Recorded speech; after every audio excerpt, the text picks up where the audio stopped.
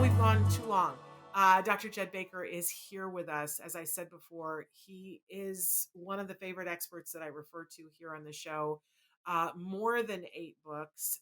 He is also the director of the Social Skills Training Project, which is an organization serving individuals with autism and social communication problems. He is a professional advisory board of a lot of places: Autism Today, Answer, YAI, I think is that a YAI, the Kelberman Central, and several other autism organizations. We talked about some of his books at the start of the show.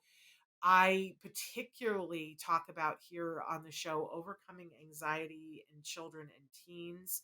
But I know you guys were shouting out at some of the books that you wanted to look at. For instance, No More Victims, protecting those with autism from cyberbullying, internet predators, and scams. And of course, we love, love, love all of his social skills training books. He's got a new book that's going to be coming out soon. We're going to talk to him about that. And of course, you guys all love No More Meltdowns, positive strategies for managing and preventing out of control behavior. Really remarkable. Let's welcome Dr. Jed Baker. Dr. Baker, welcome. Thank you for having me, Shannon. I was listening to you talk about, I don't want to recycle all of what you said, but I was listening to you talk about Ed Asner. And I don't know if you realize my father for years was president of AFTRA in New York Oh, City and, mm, and loved Ed Asner. And they did a lot of similar union work. I think Ed was originally president of SAG and AFTRA in New York and then nationally. And my father was president in New York. And so, always also not always the most popular because was standing up for the rights of actors, including actors with disabilities who back then were not being paid a scale and the same kind of thing. So he was advocating for them as well. and left out. Just horribly, horribly left out of the in memoriam last night. I'm just appalled. But thank you for. I did not know that was who your father was, and but thank you for remembering Ed fondly because we loved him. But we He go on. It's what Ed would want. Ed would want us to go on and talk about how to help kids on the spectrum, which was absolutely. very near and dear to his hearts. And I know it's near and dear to your heart. You've been working in this field for a really long time, and especially being an expert in dealing with challenging behavior, frustration, anxiety, and of course, we mentioned social skills training. So, talk to us a little bit about, like, that seems like things that are not necessarily related, but you don't think so. Tell us why. Yeah, I've been in that field. I'm old now, Shannon, so I've been doing this a long time. But you could see the gray hair. Uh, Um, yeah, I've been doing a lot of work on challenging behavior, which include, dealing with frustration or, when people go inward with anxiety and shut down with depression, and also social skills training. And they all connect for me really because when people are threatened, I often refer to it, maybe from the No More Meltdown book, I talk about Dr. Banner and the Incredible Hulk. When people are threatened and the Hulk takes over and they're not always thinking logically, the Hulk can go in a angry, rageful direction, or it can go into a sort of anxiety, depression, and shutdown. And so we certainly want to think about how do we help with those kinds of issues. Part of that is social skills training, right? What's a better way to get your needs met? If we can have a little bit of Dr. Banner logical thinking. How do we solve problems rather than fight, flight, or freeze? The Hulk has a limited repertoire: Hulk smash, Hulk run, Hulk hide. But how do we maybe, solve problems? How do we gradually face our fears? How do we, find a way to get help or take breaks when we're overwhelmed and frustrated so we're not throwing over desks or punching Chris Rock? You know, um, and yeah. so, how do we manage those kinds of things? Now, my current work has sort of backs up from that, which is as I've been trying to implement these strategies for years, we have to think about um, how do we maximize engagement for clients and for kids and for their families.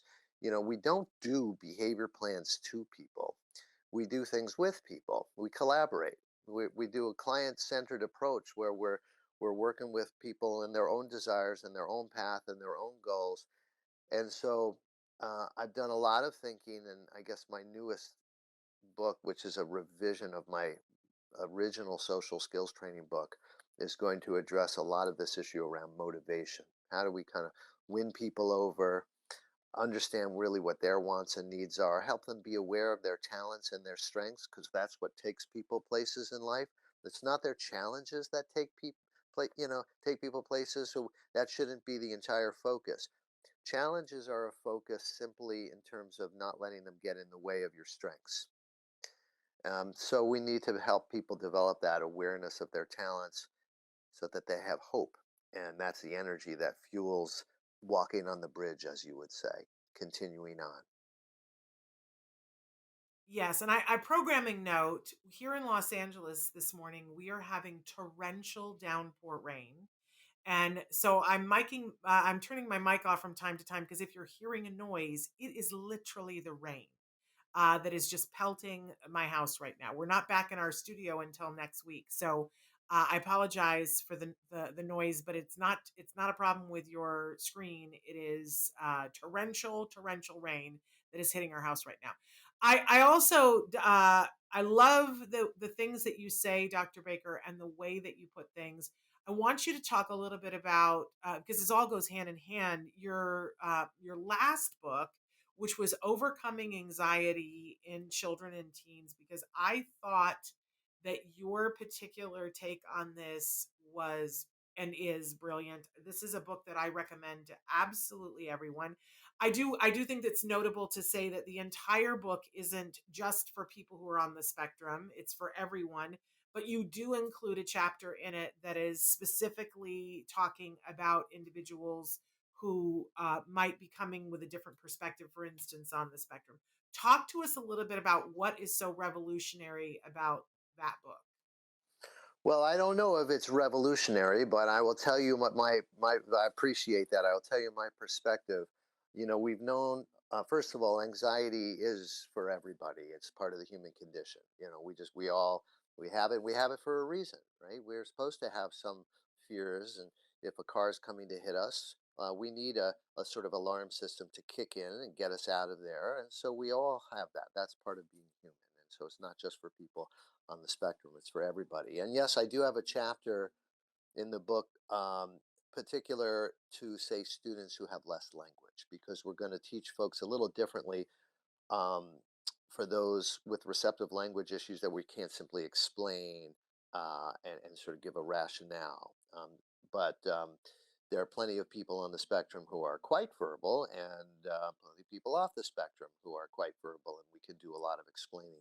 So, what that book covers is sort of the science of getting over, if you will, anxieties that aren't based on actual dangerous situations like getting hit by a car, but false alarms, if you will. And the treatment of choice for years has been some form of gradual exposure, gradually facing fears. And we know it works. We know it works we used to have a term called systematic desensitization, which is where you pair relaxation with gradually facing the thing you're afraid of. And it turns out that can be very effective, but it's not necessarily having to pair it with relaxation. It's just if you face your fear, eventually, if it's really not a dangerous situation, you will learn to be less afraid of that situation. That's the science of dealing with fear, and anxiety. The issue is, how do you get people to do that, right? I mean, how do you convince? I have a child now I'm working with who, since the pandemic, has not been back to school. Um, some school refusal. And it's been a very thorny situation, very challenging. And so we know gradually helping her to, get back into the class will be the treatment of choice. But the art of therapy is how do you sort of work with someone, especially when they're anxious, so they don't feel forced into something, but they begin to take it on themselves as a battle within that they want to that they want to address. To have her own forebrain, um, take over the sort of the Dr. Banner forebrain take over the Incredible Hulk brain, and begin to gradually face those fears. So a lot of the book are narratives about the different ways in which we approach students and their families to help convince and work with people to help them face their fears, that help them do that gradual exposure work. Yeah, I particularly love in it that I think what fired for me and all the circuits lit up was the understanding that because I used to teach English and I had ninth grade English, and we would always teach them Romeo and Juliet. It was explained to me early on, the reason why we teach Romeo and Juliet is because Romeo and Juliet are at that age where they don't have a perspective of love. They think that the way they feel right now today is the way they're going to feel every day for the rest of their life, and it's so huge and it's so overwhelming. They don't know that they're going to get over it, and so it has this tragic ending, and that's that age group, those ninth graders, that's exactly how they feel. They have no perspective of the way I feel right now is not the way I have to feel the rest of my life. And I felt like when I read your book about over because I have some anxiety that I have to deal with in life, but what I read and it resonated was the first thing that we have to do is help them to want to work on it and respect their wishes in how they want to work on it. But if somebody feels like this is how I feel and it's how I'm always going to feel forever, then I don't want to work on it. Why would I want to work on it? I don't know that I could ever feel different. And I just felt that it was so compassionate, your approach, because it acknowledges the whole person, what they're feeling, and it doesn't, say, "Oh, well, you're just so young, get over it." And you have to go back to the classroom. So I thought that that was one of the great things in your book. But you also brought up school, and I promised people that we were going to talk about this a little bit today, Dr. Baker, because I think a lot of people are up a lot of different trees right now this week, whether it's themselves or their kiddos. We're going back to a world that isn't the world that we left 2 years ago. Everything feels strange. I'm hearing from people across the board that they feel exhausted, that they don't know what the rules are anymore, and there's so much anxiety and angst. I think we saw that played out last night during the Oscars. But especially for our kiddos going back to school, what kinds of things do you advocate helping them? And should parents are forcing their kids to go? Are you saying they shouldn't force them and move a little slower? Well, let me back up and just say, right, COVID in 2 years plus has been, just rippled through every part of our society for all of us, for the whole planet. And I have, folks on the spectrum who I must say rather enjoyed it. It was an opportunity for them not to have to do some face-to-face interaction, which they and they could stick more to interacting on the internet, and that can work for many people. And then there were others who were just tremendously depressed about the disappointment and missing out on their programming, on opportunities to see favorite teachers or peers or other activities. So people's reactions can go in diametrically opposed places. So I do have kids who are just loving going back to school now, and then I have those who, like the young lady I was talking about, who are refusing to go back. And we don't want to, there's a balancing act with people who are afraid to do something that ultimately isn't necessarily dangerous for them to do, right? Like returning to school, if we do it in the right and the safe way. Um, when people are anxious, we can't force them to do things because it will create anxiety, but we also can't make it so easy for them to continue to avoid. So the wonderful reinforcement and the relief you get of not having to have that panicky feeling is so reinforcing that you decide never to go back, because then they're going to miss out on maybe some very good experiences. So all of us parents are always doing this balancing act. How do we stay in an encouraging place where we're not shoving people, physically dragging them into school, but we're working in this constant encouraging way to get them to want to own a piece of trying to face their own fears? So part of what I do in the book, part of what I'm doing with my clients now with school refusal, is educating them about their alarm system and why they're having this panic attack and what will happen if they're, face that fear for a minute, 2 minutes, 3 minutes, 5 minutes. You talked about um, just a moment ago, not looking at things as permanent, but having a sense that this anxiety is one of these things that it ebbs and flows like a wave. And if people can be able to understand they're going to have this tremendous surge of anxiety, and if they don't run away when that happens from the situation, but they stay with it, it eventually comes down, and then lo and behold, it's not as bad as they thought.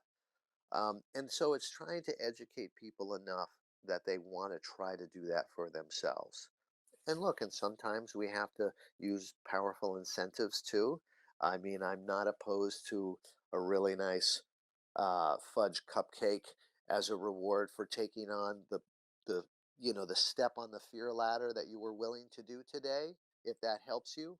Um, but I also we've got to kind of work with parents to not always give in immediately to the I'm not going, and sort of say, I hear it, I know it, that panic. That's what Dr. Baker was talking about, that alarm system.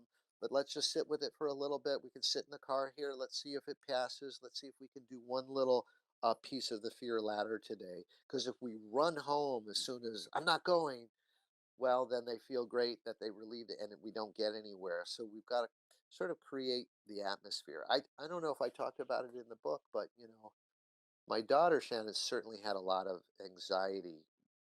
And part of that social anxiety too often goes along with some of the what we see with school refusal and things like that. But early on, I remember she just wouldn't go to gymnastic birthday parties.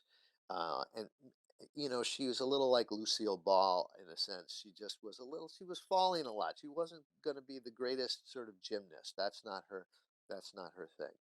She happens to be one of the sweetest, most empathic and kindest and funny young ladies I know, but she wasn't going to be a gymnast. And so she had a lot of anxiety about at a certain time in her life, every girl's birthday party was a gymnastic birthday party. And so she was, I'm not going, I'm not going. And I knew if she didn't go, she would not, she was going to miss out on a social opportunity. But I also knew that she was really uncomfortable with the gymnastic stuff. So I said, well, gradual exposure. I try to educate her as to the fear kind of thing and say, what's the middle road here? Why don't we go and you don't have to participate. I'll sit with you. We'll watch. And if you're comfortable doing something, you can. If you don't want to, we don't have to. And we would get there. And she might, not want to go, but I would try to convince her that, hey, there's an opportunity and they're going to have pizza afterwards and then you're going to hang out and play and all that. So I'd get her there, she'd sit and she would just watch. And then after a while, she'd sort of see the routine of what they were doing enough where she felt like maybe she could try it, but she wasn't quite there yet. So I had some lollipops in hand. I said, well, if you want to try that, I have a lollipop for you. And then she would be the last to leave the party. Eventually she would stay. And there's little snippets of that that happen to this day. She's in college now. And she's, not always wanting to be the one person to speak up in class, depending on the class and what the content is. And we talk through it, and it's the same stuff, but she's also getting on airplanes, traveling half around the world to, go to a college and live far away from us. So she's really come out of her shell. And there's research, Jerome Kagan did this research many years ago that you can be born with a shy, uh, slow to warm up temperament. Those kinds of personality traits can be seen right at birth. In fact, often nurses are able to, who are experienced, are able to sort of categorize. This is a famous work by Thomas and Chess. They looked at these categorizations of nurses and then tracked kids 20 years later. And some of these personality characteristics were pretty stable. But slow to warm up kids, anxious kids, their developmental course can be swayed by parents who stay in that encouraging place to just gently keep pushing them out a little bit. Not forceful, because if you force someone who's anxious, you're just going to get more anxiety. There's more threat, and you retreat into a power struggle. But this sort of gentle kind of educational approach where they want to take on facing the fears themselves. So you don't give up. You stay on the bridge. You keep taking baby steps on the bridge. But you mentioned before that there's a chapter in your book talking about when someone does not have the communication, where you're, for instance, if it's somebody who is a little bit more impacted, and explaining to them, it's got to be a little bit more difficult. How do you work with those individuals? So, um, part of the theme that we're talking about is taking the child's perspective. So just because they may not have the same receptive language or expressive language doesn't mean we can't try our best to take their perspective. And so I have a kid who's afraid of going into the lunchroom, perhaps for whatever, even if it's a quiet lunchroom. We we dealt with the sensory issues, and so maybe they have less language. We can't convince them of their alarm system and why they should try to take it on, and etc. But what we could do is understand that it's going to be too much to drag them into the lunchroom. We can't force people to do stuff, but we could walk by the lunchroom and give them a reward, their favorite reward. We could walk by and put our toe right into through the doorway and give them a reward. We could walk in with a timer, a visual timer, and then give them a reward. And so they're getting that gradual exposure in a way that isn't, um, uh, a horrid and forceful, but is gradual and sensitive and respectful. And they're beginning to learn that I can be in this space and nothing really bad happens. And an interesting point I'll make about this. I my background was in a somewhat of a behavioral program, and so sometimes behavioral folks get mad at me when I say this, because I've had situations, where kids were tantruming and yelling, and they said, "Well, you can't reward them when that's happening." And so there's certain situations where I'm going to reward them. I'll give you an example. A kid who was just very inflexible about what seat he could sit in a classroom, and if we could give him his own seat, it would be great. But there were certain classes he went to that switched, and we couldn't always do that. And so what we did is we rewarded him when he wasn't in necessarily the seat he felt like he had to be in. And he might have been upset with that or crying, and maybe the behaviorist would have come in and said, "Well, you can't reward him while he's crying and tantruming." Said, "No, we're rewarding him for just the experience of not being in there. We're saying to him, sometimes life sucks, you can't be in this seat, but I'll try to make it better. I'll give you something you really want, make you happy. So if you can't have this, you can't have that." And slowly but surely, through exposure and the experience of being rewarded, he was able to be in other seats sometimes and able to do other things.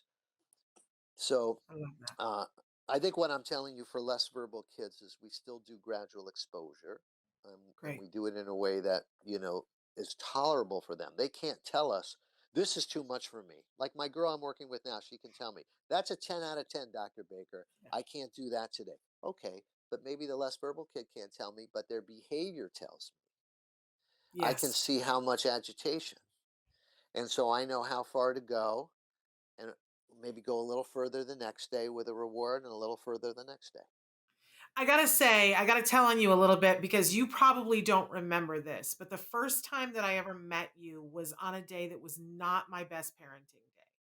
I had come to Texas. You were there doing a Future Horizons conference, and Temple Grandin was there, and Kara Kaczynski, and you were there, and we had made an arrangement where we were up. It was in a church, and that because I remember I we were. remember it. No, I remember Oh, do being in you the. remember? There were clothes Robes. all around, and Yeah, it we're was in the all the back. choir robes. Yeah, exactly. And so we were there with my producer, and we had done a short interview with Temple Grandin. So of course I was nervous about that. Um, and I think that we did then an interview with Kara Kaczynski, the Pocket OT, and then you were the last person before we were going to jump in the car with Temple Grandin and do. We did a video with her in the car that got a lot of attention. But my what people don't know is that my son was with me the entire time. He was probably 11, I want to say. And his little timer, he had been so good while we were interviewing Temple. He had been Yeah. so good while we were interviewing Kara. But by the time we had you in the room, his timer had gone off. He was done. He was starting to engage in vocal stereotomy, and he was interrupting, and he was like, "I want to go. I want to have lunch." And I was like, "Can you just give me 5 more minutes? I wanna interview the doctor." And I was, like, basically, all but I might even have, like, been rude to him and said, "Go in the corner and entertain yourself and be quiet for a minute." And Doctor Baker was like, "Well, let's just stop for a minute." And you were just like this soul of calm and understanding, and you stopped and you talked to him and you talked to me, and you were like, let's just honor what's happening right here before he got to a meltdown, which I think was imminent, and before I got to a meltdown, which was imminent. And you just worked your magic with the two of us and had this wonderful conversation with my son that he still remembers. And I remember going, "Okay," because you were just you had either just come off the stage or were going on the stage. You had your own stuff going on, and I always say, "You're the real deal," because you stopped everything to, like, deal with what was going on for my son when I was unwilling to do that. You, sir, are pretty fabulous. Well, you're very kind to say that. I didn't remember that exact thing, but it's nice to hear that I did something right for once. You know, I'll tell you, I that's an interesting story because I certainly have stories early in my career where somebody like a kid was late for a session and I had sessions back to back, and he hadn't eaten and they had come, and I remember trying to sort of push to do the session anyway, and it Mhm. was a disaster. And I Yeah. sort of learned my lesson, like Maslow's hierarchy, like certain things have to come. If somebody's hungry, tired, ill, they're in pain, they have GERD, they have an ear infection, you're going to have to address some things. It's not the time to, take the SATs. You know. Right. Right. But I'm going to love you forever for that day. I want to get to Jacob asks the question. This is a question for Yeah. Dr. Baker. What is it that fuels your passion for writing? Is it from studying or are there any experiences? I'm just randomly curious to know, he says. Well, okay, that's an interesting question. Um, so first of all, one of the things I learned is it's not worth writing unless you already have something you want to say. I've been asked to write books sometimes before where I didn't have something to say, and that's really hard. But if I'm doing lectures on challenging behaviors and social skills, and I'm trying to communicate already to people some concepts, now I have something to write about, and writing is a place to do it sort of with some time to think about what you want to say, and then can reach a large group of people. But Jacob, maybe one of the most important things that happened to me, I will say that I think I probably was dyslexic early on in my life. And I don't know if I would have been diagnosed. Back then, when I was in New York City, in the schools that I went to, we didn't have to read War and Peace in kindergarten. But now that you're expected to fully read in kindergarten. And so I had pretty good comprehension, so I could figure out what Dick, Jane, and Spot were all about in my picture books in kindergarten and first grade. So I could pretend I was reading, even if I wasn't reading all the pages. But I was certainly aware that other people were speed reading much faster than I was. And later I discovered from my father that his brother was very dyslexic, and eventually overcame it and became a scientist, and working in the University of Washington. And so early on, I was really into science and math, and just reading and writing was not my thing. I had a love of knowledge, and I just like to consume information, but not particularly through reading. Um, but my brain must have compensated at some point, and I figured out how to get up to speed enough with reading and writing, but didn't feel particularly good at it. And I had a teacher, maybe in 11th grade, who said, Jed, you happen to be a very creative and talented writer. It was the first time I'd heard anything positive said about anything that I wrote. And that moment, Jacob, was a moment where I then thought, oh, okay, well, like I have a lot to say. Maybe I could say it through writing. Um, and I say that to you, Jacob, because, we talked about motivation. none of this work that we're doing means anything unless you can get people motivated and engaged. And I like to reflect on the people in my life who motivated me, also the people who did the opposite. I had teachers who said sometimes horrible things, and that, you know, had other effects. Sometimes actually it was not bad for me too, because I would get mad and I would work harder to prove they were wrong. Um, so I think sometimes we need other people to believe in us more than we believe in us in the beginning. And I hope, Jacob, you have people like that in your life who can see the potential for things that you might want to do even when you don't yet see it. There you go. We're almost out of time here, and we haven't really talked about. You've got a new book that you're working on, and I don't know when it comes out. It is not out yet. What's the new book? Well, the new book is a revision of my original social skills training book or manual. And so it takes account of some things that have happened in the 20 years or so since I've revised it. A lot of those skill lessons are still quite useful, still quite good, but I used to teach social skills, and now I like to say I teach people, because Ah, we used to be very sort of concerned about what's the best way to teach these skills, and then it was really, it's like, well, what does this person need? How do we target what's really relevant for that individual? How do we motivate them to sort of, be engaged in a collaborative way? What's important to them? We can't teach all social skills. And that's the problem, right? Everything is social. I often ask this question when I do seminars, is doing a math problem social? And some people will say no. I said, well, if somebody sees you do it and you get it right and they're impressed, or you're the one who's telling the teacher that you did it right and now you're kind of bragging, it has a social impact. Everything can be social, everything. And so you can't teach everything. You've got to figure out strengths and talents, what's relevant for them to learn. What are they, what's happening too much or too little of that might be getting in the way of their talents. Focus on that. And we have to think about too, we don't just teach a new skill every week. I'm a drummer too, Shannon. I'm a musician, and I don't I don't like working on a new song every week. I mean, I will, or at least lots of songs every week. The way you do it is you play the same songs over and over again until you've got really, a catalog that you can play. And that's the way social skills are too. We don't want to just be worried about teaching a curriculum. It's like, what's relevant for you?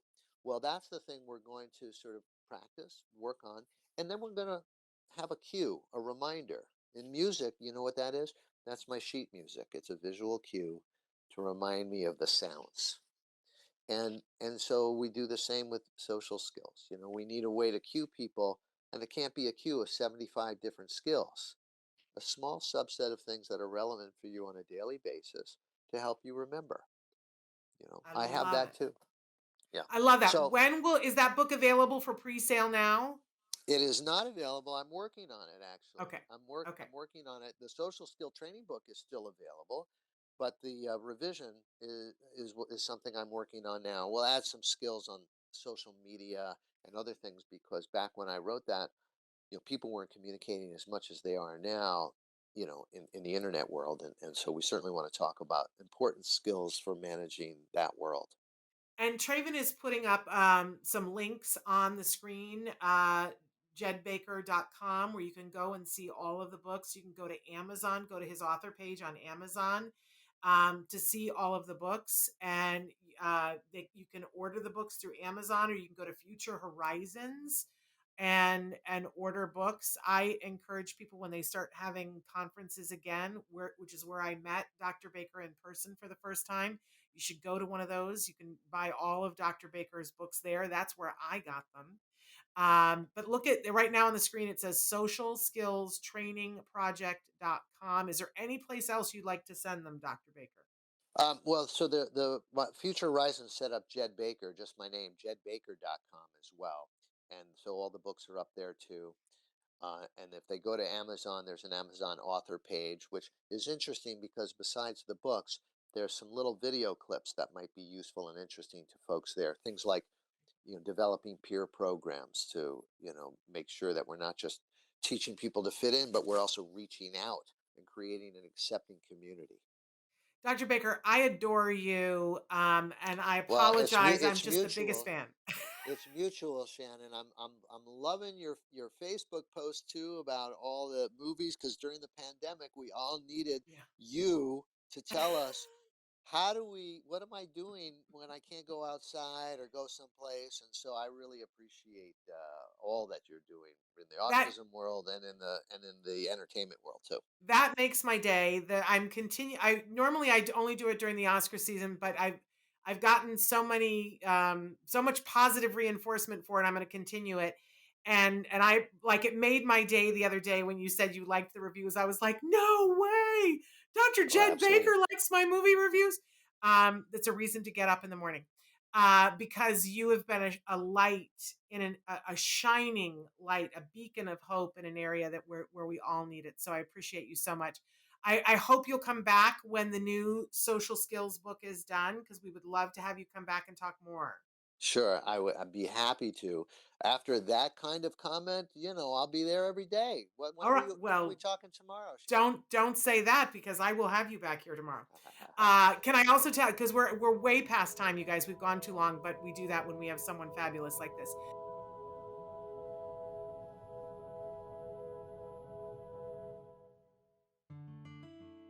Thanks for watching Autism Live. If you found anything helpful in this video, please give us a like. In fact, make sure that you smash that subscribe button on YouTube and give us a like on Facebook.